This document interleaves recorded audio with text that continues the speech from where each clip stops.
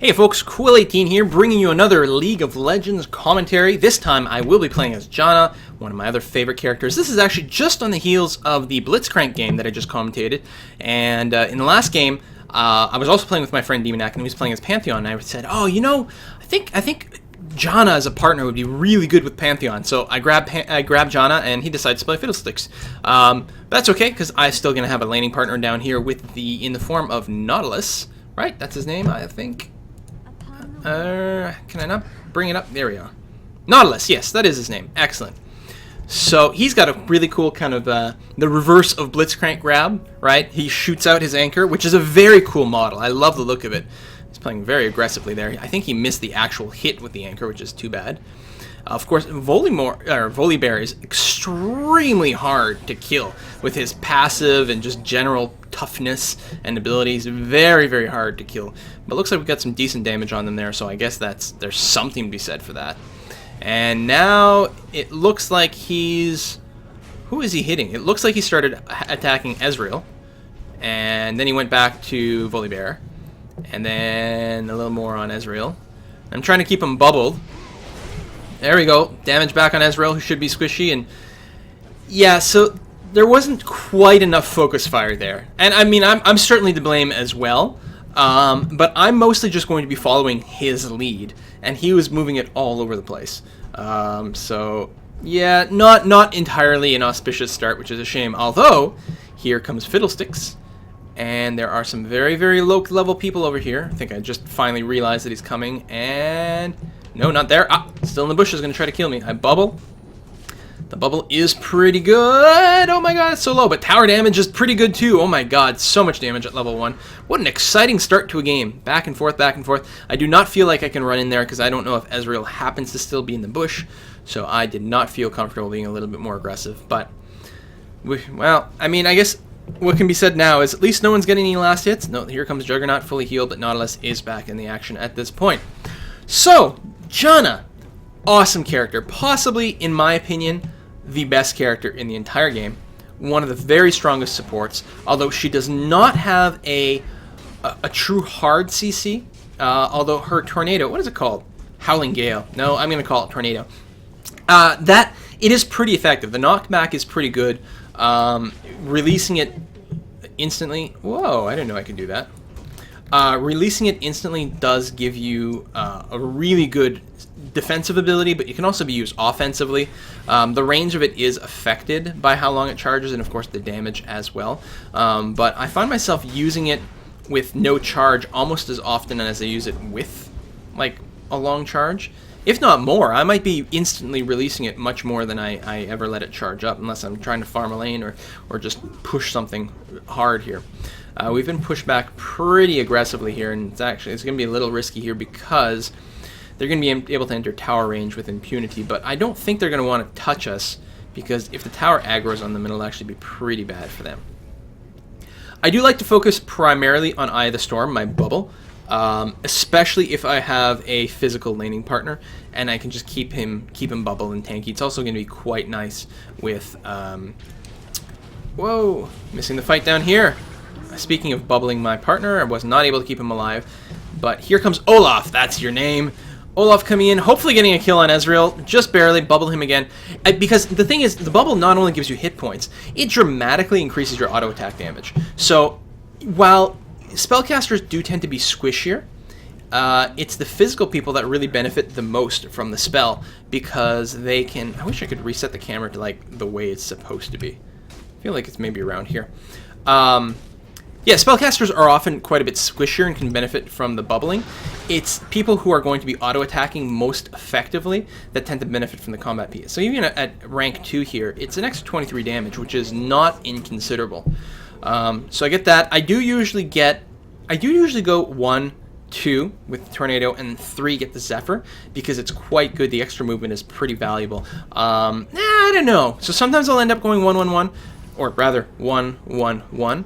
But sometimes I'll do what I'm doing this time, which is bubble, Tornado, bubble, Zephyr, bubble.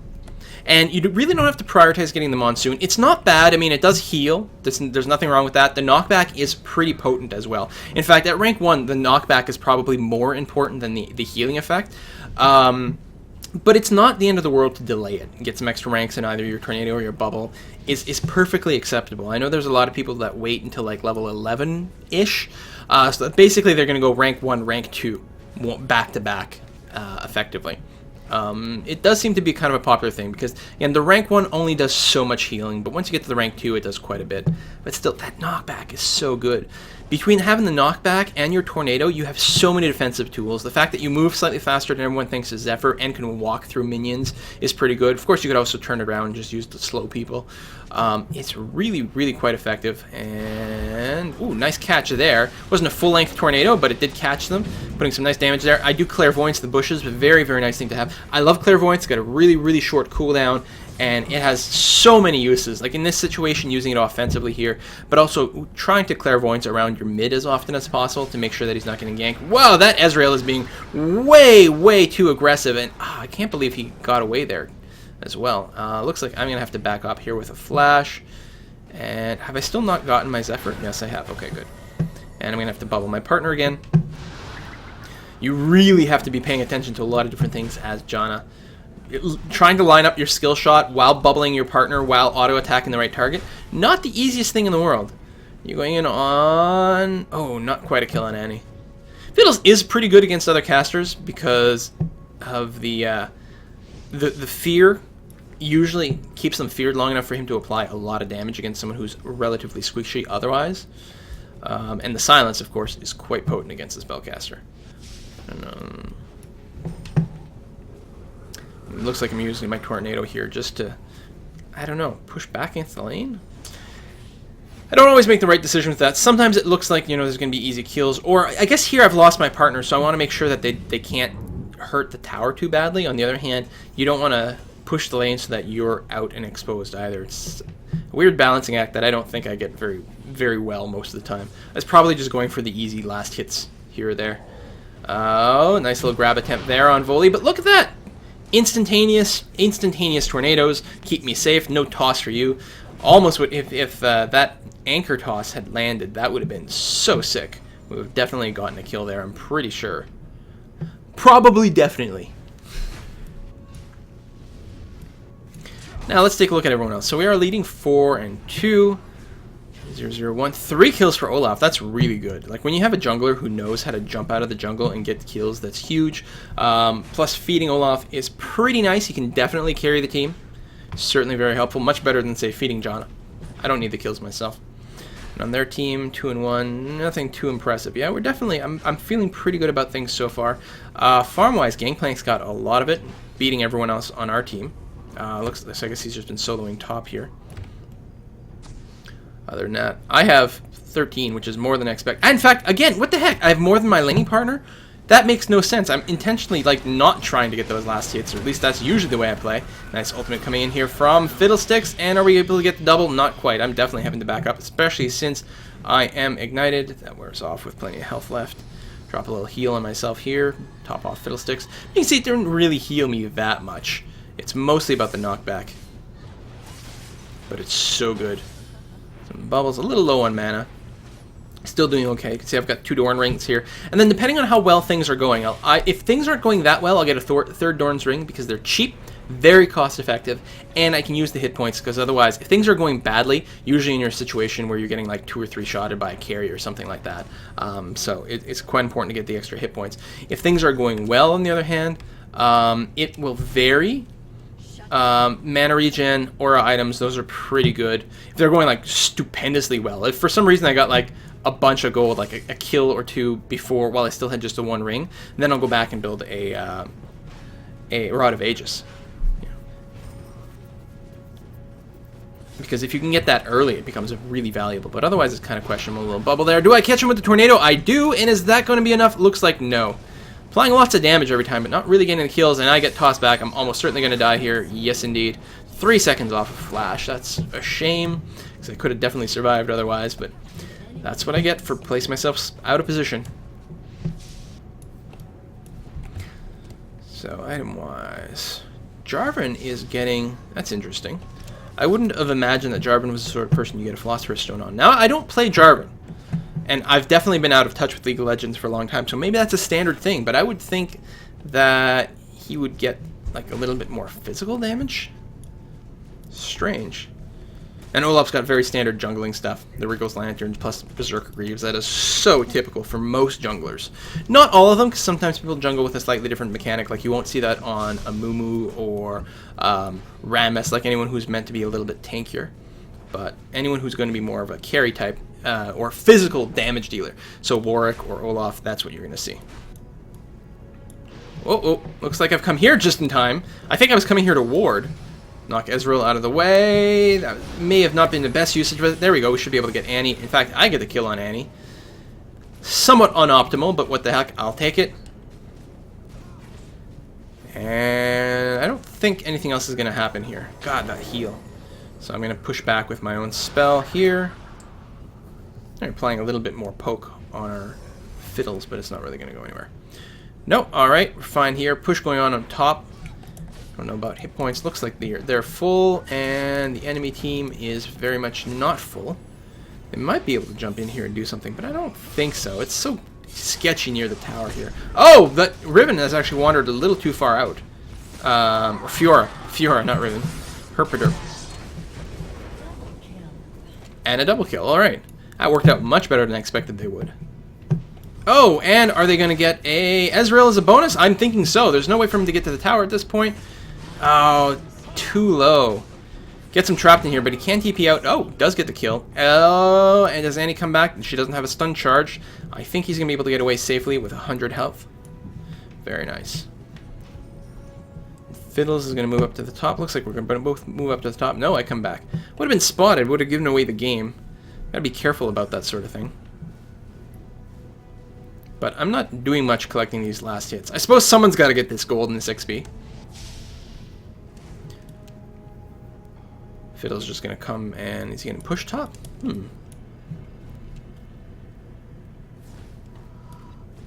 Bit of a lull in the game. I suppose I could speed it up just a tiny bit. I do love the Frosty Annie skill. All her spells are frosty as well. I think it's a great skin. Whoa. Yep. They're trying to go for a gank, but here comes Olaf! Tornado gets charged up. I don't know if I sent it in a good direction, though. No. It was fine if she was going to stand still, but why would I predict she would do that? Oh! Damn. That looked so good, the knockaway at the last minute, but did not end up being as optimal as I'd hoped. Crap. How are we doing? 10-7, pretty close game.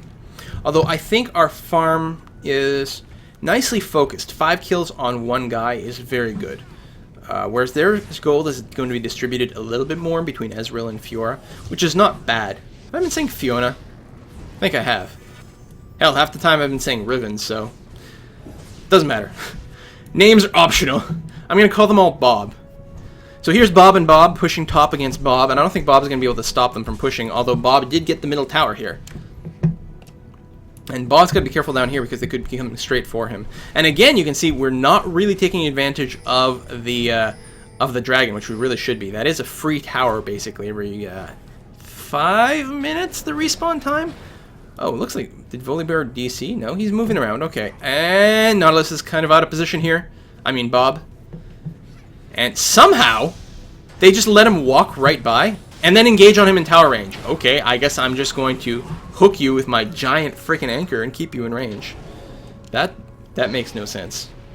Hooray! Low-level play! So awesome. Nice grab there. Excellent. Should be able to get the quick release knock-up. And oh, the heals on this guy is so brutal. We need an ignite against Volibear. Need more ignites. How many do we have this time around? We have 0 ignites. Wow! Hello, you know, what was I going to say? Public queue? Non-ranked game. Normal mode. Hello, normal mode coordination. 0. So bad. Especially with someone with such a passive heal. To be able to ignite Volibear would have been huge.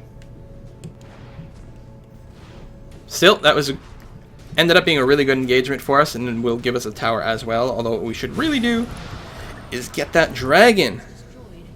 Bob is going to come to the bottom, see if she can do anything about us, but I don't think that's going to happen since I'm here with Bob and Bob, overwhelming them considerably. Or are we going to set a trap in the bushes? Like, but no. Oh, Fiona is almost hanging around a little too long, but I don't think anything's going to happen there. Nice ward there. Is that mine? I have one. I don't think that was, actually. I feel like Olaf placed that one down at the time. I wasn't checking to see just now if I had one or two. I think I've been forgetting to place my wards, to be honest. But I've been using my clairvoyance pretty often, so that's good. It is nice that people are buying them more often. It used to be like no one would ever buy them, and then people would be like, no, only the support buys wards. It's like, dude, there's no timer on the wards. They're pretty short duration. Support doesn't get that much money anyway. Everyone should buy wards. Whenever you go back to base, buy one ward. I mean, unless you're like, you have exactly how much you need for a BF sword, you know, you're not going to have 75 gold left over, then I understand. But otherwise, you should always get one ward. So good. Just pepper the map with them, get full vision. It makes such a huge difference. You watch the pro level players, and that's what they do. The map is almost completely covered with wards all the time. And the thing is, that works just as well in low level play. Some of the tricks in high level play don't translate the same in the lower level stuff, but vision is huge. There's, in fact, more so in low level games, it's more likely that someone's going to be completely out of position and totally gankable. So stick those wards there. Plus, you have less of an ability to read the map, so you won't know when it's going to be safe to walk through your own jungle or to invade their own jungle. So by putting that vision there, it's going to give you that map awareness that you just won't have in any other fashion whatsoever. Janna comes in to save the day. Where's my tornado? Oh, I've already used it. Cooldown's up. Fire again. Fire, fire. There it goes, and doesn't quite catch anyone, which is a shame. Keep trying to slow this guy down, though. Keep him slowed. A little bit of risky position here. I think I might, yeah. I canceled the heal. No, there's the heal. That's weird. It looked like I'd cast it there. Top off the team. I seem to remember this. I can feel when I get in these situations, I'm like, okay, this is where I'm looking for a good spot to use my heal. I don't want to knock away someone we're about to die, or we're about to kill, but I want to knock away anyone who's about to kill one of my guys, plus I want to drop the heal. Very tricky spell. It's very similar to Alistair's Headbutt. You can completely screw everything up by using it wrong. By knocking an enemy away, knocking him through a wall, all those things. It's very stressful. If you're ever playing with an Alistair and a Janna, like, you know, have some mercy on them if they seem to screw up, because it's very hard to work out. Buddy, I don't have oh, my bubble. I didn't have you bubbled. That's a shame. I really should have. Who else is another person I was just thinking that can screw things up royally? Well, Blitz. If you see a Blitzcrank missing a lot of grabs, like, you gotta, yeah. Frankly, in my opinion, if you've got the mana, it's like, grab every time the cooldown is up and hope you get lucky. Do the blind grabs through a wall. If there's a chance that someone might be in the right area, you know, you saw someone running around the corner, just go for it. And it really is important to try to go for those miracle grabs whenever you can, assuming you're not so low on mana, because you want to keep yourself with enough mana that if there's an actual fight that breaks up, you're going to have the ability to react to it. But other than that, because when you do those miracle hits, they're so good. At least as Blitz, you can't hurt your team actively. Well, that's not true. You could pull an enemy away from someone in an inappropriate time. So I guess it's entirely possible to screw things up. Anivia might be one of the worst, though. That wall, putting that wall in the wrong place, ugh. There's very little that's more frustrating than that. Oh, nice grab there. Actually surprised that hit him and not a minion. Well, ult on himself while Jarvan comes in and traps everyone. Sure, why not? And he will go down. But it's a 1-for-1. In fact, Jarvan's going to be in big trouble. I'm actually kind of curious to see what items everyone's got at this point. We're going to wait for the action to die down here and take a good look. Jarvan, oh, gets shut down at that. Nice bubble on Olaf here. Oh, I did put that tornado down to block their retreat path, but they didn't run, so that didn't work out so well. And I might have delayed the kill on Fiona there, but I didn't take away the kill. And he was running a little bit low, so it seemed like a good move. Plus, it almost knocked him into the tower. Certainly wasn't allowing them to escape. It was trapping them in further, so I think that was another good knockback, another good ultimate. So at this point, well, you guys can always see my items down there. The cooldown reduction, I think, is really important on Janna. Getting the gold per 5 items are also pretty good. Although, frankly, I probably could have just gone for a third Doran's Ring here instead of Philosopher's Stone. What do we got here? Blasting Wand, Sorcerer's Shoes. Lots of hit points on Olaf. Nothing particularly out of the ordinary. So Jarvan's going to build kind of tanky. I guess he was going for a kind of a support tanky build with the GP5 items. He was solo top. I'm not sure if that was the ideal build that really made sense for him. Yeah, I don't know if you're soloing a lane. I don't think you need to go for the GP5 items. Just go for an actual end game item. Oh, nice pop up there, and then we can get out of that severely nerfed Gangplank ult.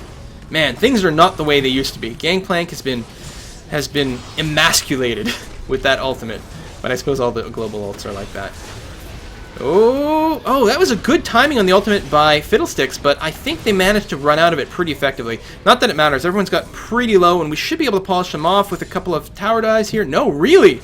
I was sure Jarvan was going to go for it there. Oh, there we go. That makes a lot of sense. Bob can just jump right back into the middle of us. I'm going to call her Bob because I can't remember if she's Fiora or Fiona. Fiora! Bobbity Bob Bob.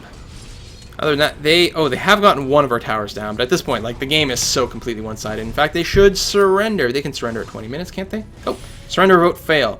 4 of them are absolutely sure they still got this. And it could still happen. We are playing very aggressively here. They could get an all-kill while, you know, we were assaulting one of their towers. There is still room for a turnaround, but it seems to be kind of unlikely. I know that if it was the other way around, I would want to surrender at this point, unless I was having fun. And sometimes the fun factor does overcome the rest of it, right?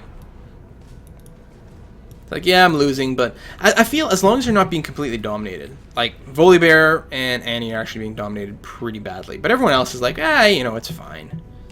Not the end of the world. We'll lose, but we'll still have fun doing it. And that's really what matters. Just like if it's a close game, then you lose after a long time. That can still be like, you can still look at it after being, oh, that's a great game. Really depends. Sometimes I hate a game that I'm winning. Not as often. I'm certainly not going to hate a game where I'm doing really well at. Suppose if my team is winning, but I'm just getting like, every time there's a team fight, they just focus fire me every single time, and I just die and I never get any kills. I can get kind of frustrated at that, and I guess I won't have quite as much fun. But usually I'd still say, if we're winning, I'm still enjoying myself. I do like that it lets people know when people buy site wards, but there should be a lot more of those messages, guys. More people buy wards. It should also give you credit if you're buying more than one at once. I mean, I'm sure it doesn't want to spam things, but there have been several times where I've bought like a pair of wards. And it's like, no, give me credits for each one. I want people to know how much of a team player I am. I'm not altruistic in any way. The only reason I do anything good for the team is because I want to get credit and recognition for it. Yeah, that's the ticket. As usual, I'm leading in assists, and if you didn't know, the person who gets the most assists wins. So I am once again winning the game. A little defensive tornado there in case someone jumped out at me. It would be there to save me. Although I don't think it went all the way into the bush, so it was a little unoptimal. Yeah, I really shouldn't have got a harder gold at this point. I think I had it in my head that, like, I'm going to do the support GP5 build, but really I think you've got to start with that. Late game, like, the game's not going to go long enough for this to pay for itself. This was a horrible, horrible mistake. As much as I'm criticizing Jarvan, that was a mistake. The Philosopher's Stone was fine, but this was just dumb. And really, at this point, I could be sitting around with, well, these cost slightly more than the Doran's Ring. I was going to say 4 Doran's Rings. It would almost be better. I mean, yeah, Heart of Gold gives me more health, but it costs a lot more too, and it doesn't give me AP or regen. If I just wanted health, I could have just gone for a health item. Just get a Giant's Belt or something, I don't know. So, I love being able to do that. I'm going toe-to-toe with Gangplank. This should not be possible. And I'm feeling confident doing it because, of course, Fiddlesticks right here to back me up. But also just the fact that my abilities are so annoying. I've got my ultimate up. I've got plenty of tornadoes to keep shoving in his face. I can bubble myself. Janna is kind of hard to kill a lot of the time. And I love that. And you can play really cocky. But the only reason I was doing it there is because I wasn't quite alone. Here, too. Like, I'm chasing her with the red buff. Oh, hello. You can't get knocked up. Actually, I should have knocked him back into our team with my ultimate. There. Hey, I got a kill. Sure, why not? I don't think we're going to be able to catch her. Oh, unless she keeps stopping like that. I get the slow on her. No. Oh, a little too aggressive in the Blind Tornado. I should have held it a little bit longer. Misjudged things. Would have been pretty sweet had it landed on her, though. Nice grab by Nautilus. Could you imagine a team that had both this guy and Skarner and Blitzcrank and maybe Alistair, but probably not so much. But just in terms of, like, annoying grabs that are constantly going off. I remember this. Fiddlesticks is talking about it. I was on Skype with him at the time. He thought that I think he thought the tower is hitting the minion right next to him. It happens to all of us. At least you don't lose anything in this game. It's always embarrassing, but you don't actually lose anything from the death, assuming you're not giving gold to someone else for a kill. In that case, it wasn't. That might be a little bit overly aggressive by this guy. I don't know if he realized how alone he was. Yeah. But hey, we got a turret, and that's good. We're well ahead in money. Even with that. There we go. I do like how it tells you when you pick up ore items and stuff in the chat. That is a great, great improvement. I mean, I know that's been in there for a few months now, but it was an excellent idea. It's the simplest thing in the world to implement. But to do that sort of thing is just like, it's one of those things you just have to think about it. And I know that League is not the only game to do that sort of thing. There are...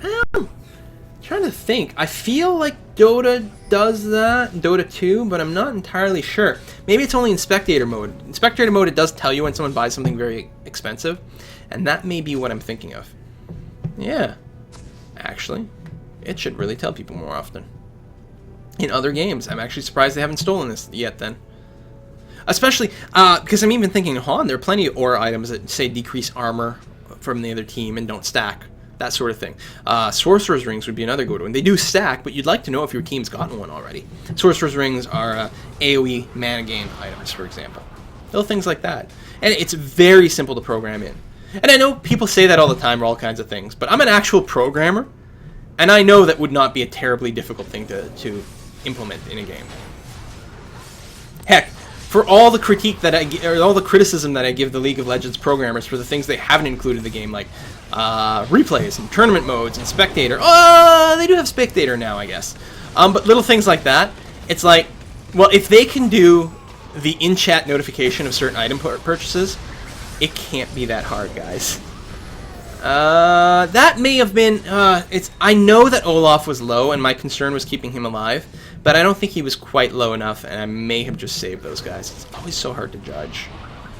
And we're still way ahead, and at this point, it's actually not a bad idea to just make sure we don't, like, if Olaf died and then they turned on me and we get, like, you know, all killed or almost all killed, that would actually be really bad. Ending that fight in a stalemate is actually good for us because we're still ahead. We're going to be able to apply some good pressure here, and we're very quickly nearing the end of the game. Oh, there's the surrender vote. I hope you enjoyed this replay, guys. I will try to play a larger variety of champions in the future, but I do really love Janna, and it always comes down to everyone else is always picking carries and stuff. So I end up playing a lot of support because it's a needed slot. So, you know, it's tough for me because I don't want to do videos that are always the same people, but otherwise I'm just kind of not going to do videos because I'm always playing the same people. So, we'll see. Hopefully I'll keep playing some League of Legends for the next week or two and get some more videos out soon because I know people have been itching for them for a while, and I'll do my best. See you next time, folks.